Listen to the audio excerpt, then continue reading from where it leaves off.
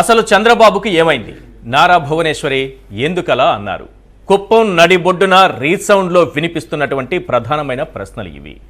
చంద్రబాబుకు వయసైపోయింది, ఆయనకు రెస్ట్ ఇవ్వాల్సిన సమయం ఆసన్నమైంది, కుప్పం నుంచి నేనే పోటీ చేద్దాం అనుకుంటున్నాను అని నారా భువనేశ్వరి అనడం ఇప్పుడు రాజకీయ సంచలనంగా మారింది. ఎన్నికలు సమీపిస్తున్న వేళ భువనేశ్వరి స్టేట్మెంట్ పైన చర్చ మొదలైంది. రానున్న ఎన్నికల్లో కుప్పం నుంచి చంద్రబాబు తప్పుకోనున్నారా? రైట్, ఈ ప్రశ్న కంటే ముందు చాలా ప్రధానమైన ప్రశ్నలు 10 వినిపిస్తున్నాయి.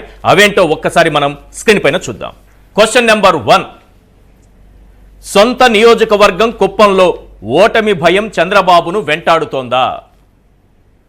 క్వశ్చన్ నెంబర్ 2, గతంలోనే ఇవే నా చివరి ఎన్నికలని బాబు ఎందుకన్నారు? క్వశ్చన్ నెంబర్ 3, కుప్పంలో బాబు స్థానంలో పోటీ చేస్తానని భువనేశ్వరి అనడంలో ఆంతర్యం ఏంటి? క్వశ్చన్ నెంబర్ 4, స్థానిక ఎన్నికల్లో ఘోర ఓటమి బాబు కుప్పంను వదిలేయడానికి కారణమా? క్వశ్చన్ నెంబర్ 5, స్థానం మారితే ఓటమి భయం అంటారని వ్యూహాత్మకంగా భార్యను రంగంలోకి దించుతున్నారా? క్వశ్చన్ నెంబర్ 6, కుప్పం నుంచి తప్పుకునే యోచనలో ఉన్న బాబు మరో నియోజకవర్గం వెతుక్కుంటున్నారా?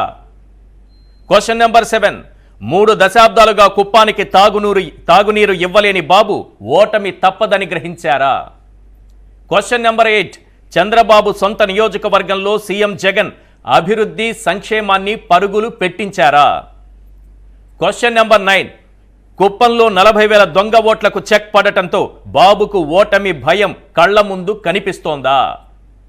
క్వశ్చన్ నెంబర్ 10, తండ్రే సొంత నియోజకవర్గంలో పోటీకి భయపడుతుంటే మంగళగిరిలో లోకేష్ పరిస్థితి ఏంటి?